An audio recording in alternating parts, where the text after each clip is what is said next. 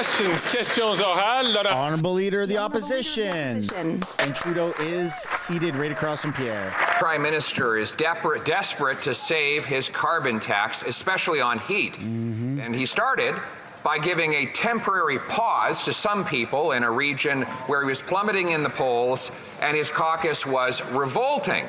But then he found that the entire country was in revolt and he needed a new coalition partner to save him from my common sense confidence and the Bloc to take the heat off, to take the tax off the heat. He got that support from the Bloc Québécois. We now learn that he has been in discussions with the Bloc to help him stay in power for 2 years. What did he promise the separatists for them to enter into this costly carbon tax coalition? Wow! Drop some apples in the chat for Pierre. The Right Honourable Prime Minister. Mr. Speaker, contrary to the divisive rhetoric that the Leader of the Opposition is putting forward, the measures we announced on he's the one who's divisive. People on oil to heat pumps apply right across the country. The doubling of the rural top-up right across the country. We're going to continue to work with Canadians to phase out home heating oil, which is dirtier and more expensive. And I want to recognize that we are willing to work with anyone in this House who will step up in the fight against climate change. And I thank the Leader of the Bloc Québécois for continuing to be firm on building a better future for all our kids, on fighting for climate change, against climate change on this and in other occasions. I welcome all parliamentarians to stand up in the fight against climate change. Oh, they're all standing up now. They're trying to show a little bit more morale and support. The Honourable Leader. But it's not genuine. It'll fizzle out. He's thanking the separatists for helping him save his carbon tax and support his plan to quadruple the tax on heat, gas, and groceries. This Prime Minister is playing a very dangerous game. First, he divided Canadians by giving a temporary pause to some people in a region where he was plummeting in the polls and his caucus was revolting. When all Canadians then revolted against this divisive plan, he's turned to the separatists who say that they are going to keep him in power for 2 years and that the Leader of the Bloc has had a call with the Prime Minister to do it. In the interest of transparency, will the Prime Minister reveal what he promised the separatists for them to join in this costly carbon tax coalition? Good job, Pierre.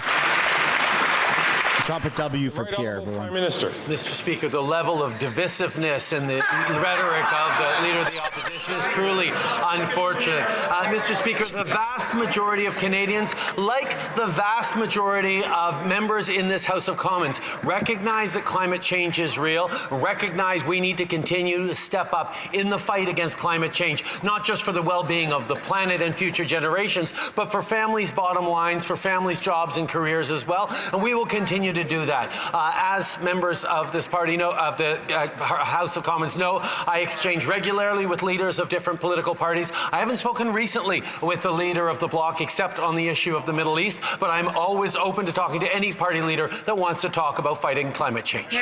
He's got some more gray hairs. Trudeau's got more gray hairs than ever. The Honourable Leader of the Opposition. Divide and distract from the fact that Canadians, after 8 years of his government, cannot eat, heat, or house themselves. But in a strange way, he united all Canadians at the Premier's conference, who all agree, all 10 of them unanimously disagree that the Prime Minister's approach to take the tax off temporarily for only some. They said that this federal carbon tax policy treats Canadians differently and they expect a change. Will the Prime Minister pull together all the premiers in an emergency carbon tax conference so that we can take the tax off and keep the heat on? Yes. Remove the tax, please.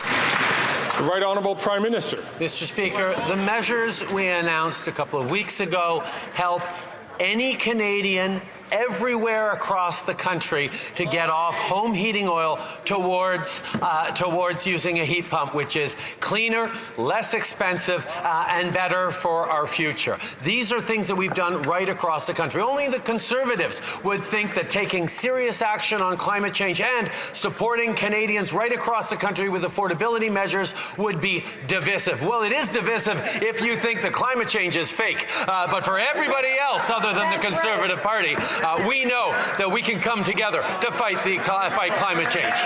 To fight the economy, you almost slipped up. He sure as hell wants to fight the economy. The Honourable Leader of the Opposition. Canadians know that the only thing fake is this Prime Minister. Yep. Today, the NDP flip-flopped on its flip-flop. First, they voted 16 times in favor of the carbon tax on home heat. Then they voted to quadruple the tax. Then yesterday, they panicked and flip-flopped and voted for my plan to take the tax off home heating, admitting that they were wrong all along. And now today, they said they're in favor of the tax on home heat by refusing my amendment. So will the Prime Minister tell us at 2:26 p.m. what is the NDP position on the carbon tax right now? You're going to see an NDP Conservative coalition. Not certain if that has to do with the administration. That question has to. Oh, shut up! I do. House Speaker. Right Honourable Prime Minister rising to his feet. The Right Honourable Prime Minister. Mr. Speaker, what is clear is that the Conservatives are all ready to try and divide Canadians one against the other in any possible way they can, when the reality is the only division around climate change is that Conservative politicians still doubt whether it's real or not, and certainly don't think we should be doing anything to fight climate change. However, everybody else across the country in all different parties knows that it's a issue that we're going to continue to step up and fight, unlike the Conservatives that continue to look to divide and hide from the reality of climate change. That is hilarious that Trudeau has the audacity to call somebody else The Honourable on Member for divisiveness. Belleuil-Chambly. Mr. Speaker, what the opposition leader is talking about, this phone call, it never occurred. The only true thing that the member is saying is that we are separatist. The opposition leader, while we're talking about him, he spent $3,300 on Facebook ads between August and November. The Conservative Party spent $80,000. The Liberal Party spent $8,500, and the Prime Minister spent $20,000 on Facebook.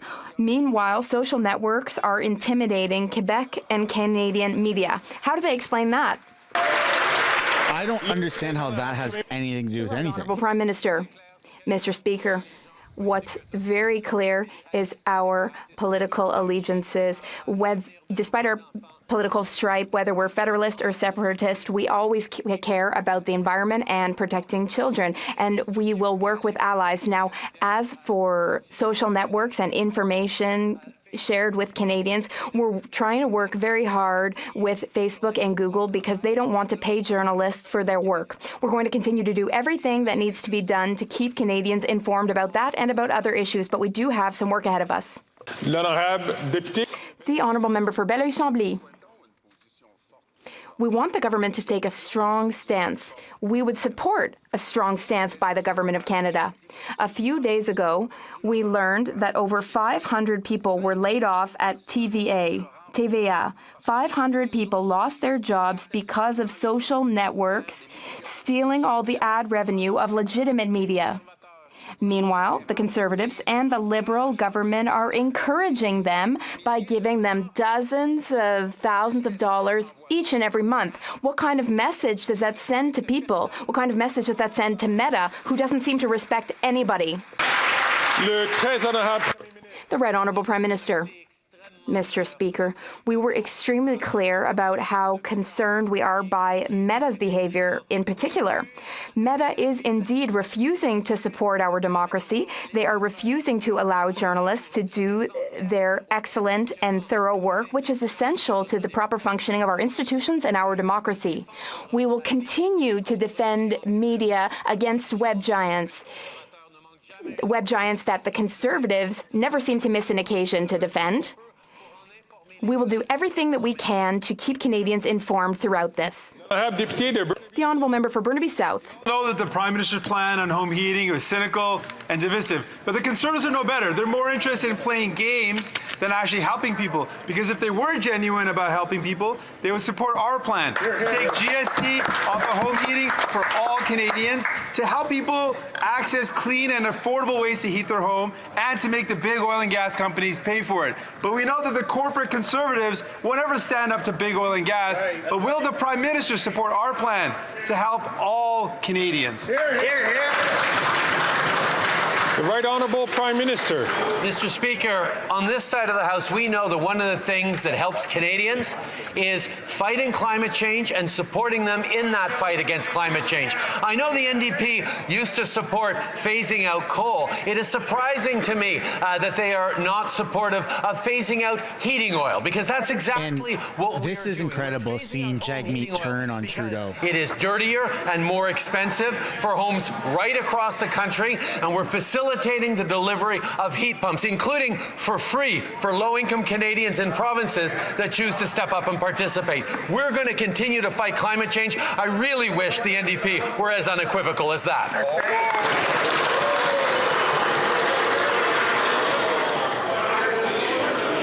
Order. Order. The Honourable Member from Burnaby South. La question à laquelle on devrait... Here is the question that we want an answer to. Will there be a break for all Canadians in our fight against climate change? All the Conservatives do is say slogans. Will their CEO friends allow them to vote to help Canadians? The Liberals want to pit regions against each other. Will the Prime Minister acknowledge his mistake and offer all Canadians a break on residential heating? Dude, this is bizarro world, seeing Jagmeet Honourable Prime Minister. team up with Pierre. Mr. Speaker, we're offering more than just a break. We're offering thousands and millions of Canadians the opportunity to phase out heating oil because it's dirtier, it's more expensive, and there are too many low-income Canadians who currently depend on home heating oil. So we are going to help them transition to heat pumps. That's good policy. That's good policy for Canadians. You're forcing people to pay exorbitant amount of money that they can't afford. We're going to continue to be there to help Canadians, and we hope that all parliamentarians will join us. I can't believe we're seeing NDP and Conservatives agree. Thornhill. Prime Minister paused the paying of his carbon tax for 3% of families in region where he is plummeting in the polls.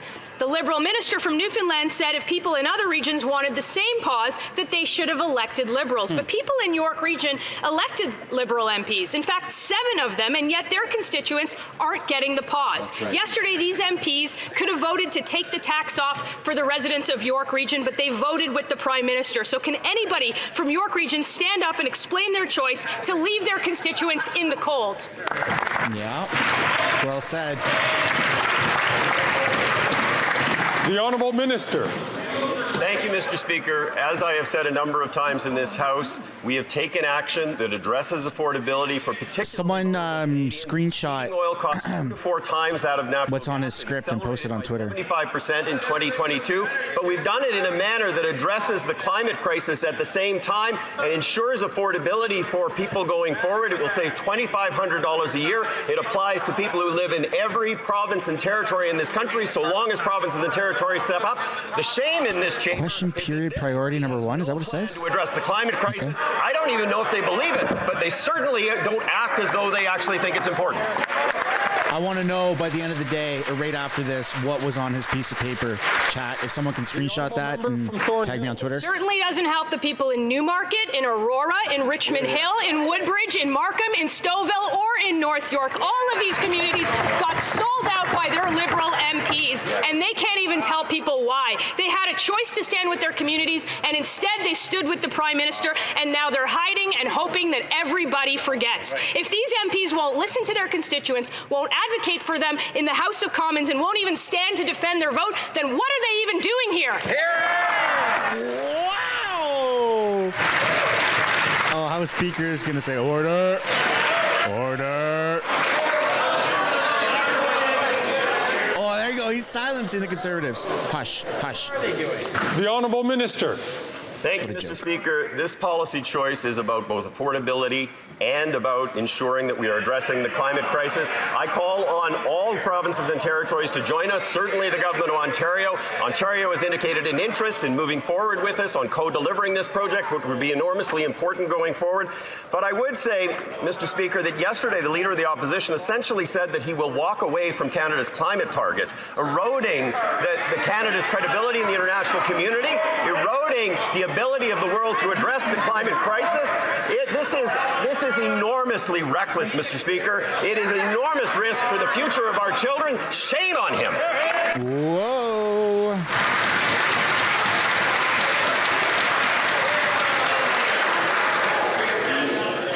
The honourable member from Parry Sound, Muskoka. Mr. Speaker, the Prime Minister paused the paying of his carbon tax for 3% of Canadians in regions where he was plummeting in the polls. Then the Liberal Rural Affairs Minister said if people in other regions wanted the same pause, well, they should elect Liberals.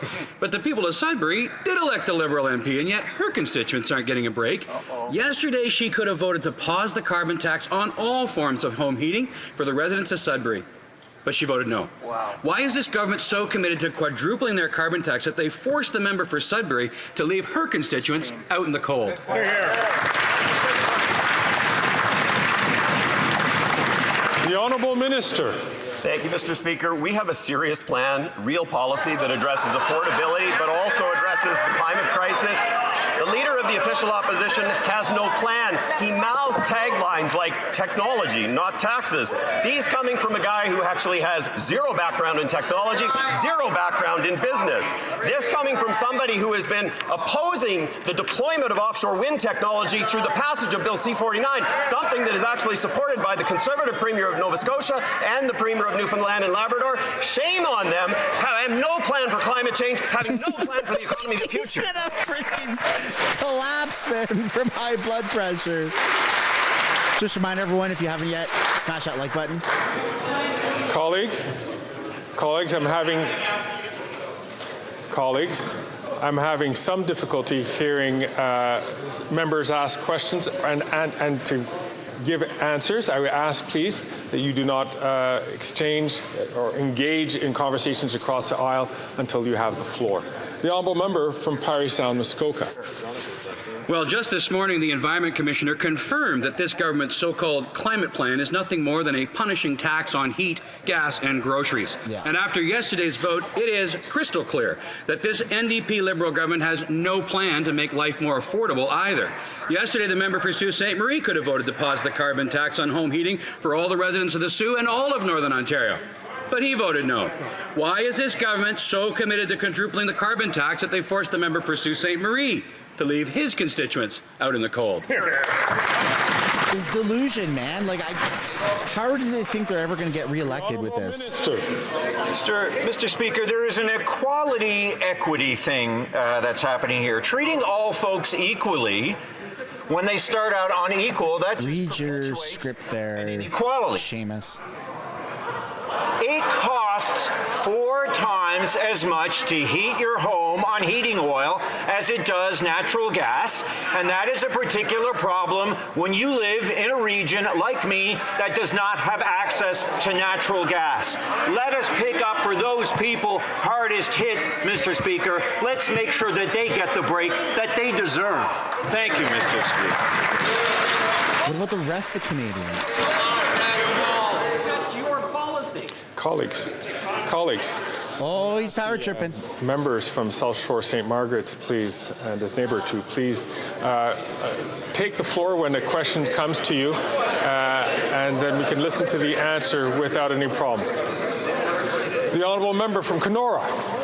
The Prime Minister has paused the paying of his carbon tax for 3% of families in areas where he is plummeting. Hey, this guy looks sharp. The Liberal Rural Affairs Minister says if others wanted a similar pause, well, they should have elected more Liberals. Mr. Speaker, the people of Thunder Bay, Rainy River did elect a Liberal MP, yet they are not seeing this pause. And just yesterday, that member had an opportunity to vote to take the tax off and keep the heat on, but he voted against our common sense motion. So, Mr. Speaker, why is this government so committed to quadrupling the carbon tax that the member from Thunder Bay, Rainy River left the people of Northern Ontario outside in the cold?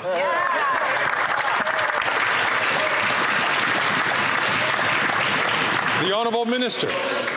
Thank you, Mr. Speaker. As I have said before, Why isn't Trudeau put answering? forward a plan that addresses affordability in the long term for vulnerable Canadians who are suffering from high costs associated with home heating oil that has accelerated significantly in the last 2 years, but done it in a manner that is consistent with the fight against climate change, a fight that is not just Canadian, but is happening in countries around the world.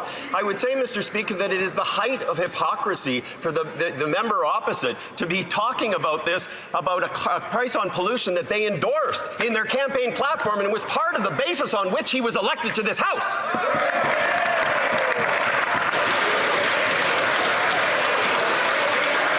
The honourable member from Kenora. Mr. Speaker, they have absolutely no plan for affordability after 8 years, which must be why the Prime Minister has paused his carbon tax paying for 3% of families. But people in Thunder Bay Superior North want to know why their MP, a Liberal minister, wasn't able to get the same pause for people across Northern Ontario. And just yesterday, she had the opportunity to vote to keep the heat on and take the tax off for people across Northern Ontario. So again, Mr. Speaker, why is this government so committed to quadrupling their carbon tax that the member from Thunder Bay Superior North was forced to leave the people of Northern Ontario out in the cold? Divide and conquer, ladies and gentlemen. That's the Liberal plan. The Honourable Minister. Thank you, Mr. Speaker. As I've said a number of times, it is shameful that the party opposite has no plan to address a crisis that is a crisis facing all of humanity. But I would tell you, in the modern age, having a recognition and acceptance of the realities of climate change is critical to having an economic plan that can be relevant for the future. What we hear is the Leader of the Opposition will cancel the Volkswagen battery manufacturing plant, that he opposes offshore wind and hydrogen development in Newfoundland and Nova Scotia, that he would get rid of the Canada Infrastructure Bank, that would eliminate the small modular reactor project at Darlington. He is opposed to everything. He's talking faster and faster. He has no plan for the economy, and he has no plan for the environment. There you go. Man, as annoying as it is, the Conservatives are really starting to bother the Liberals, and you can see in their answers they're getting more and more heated.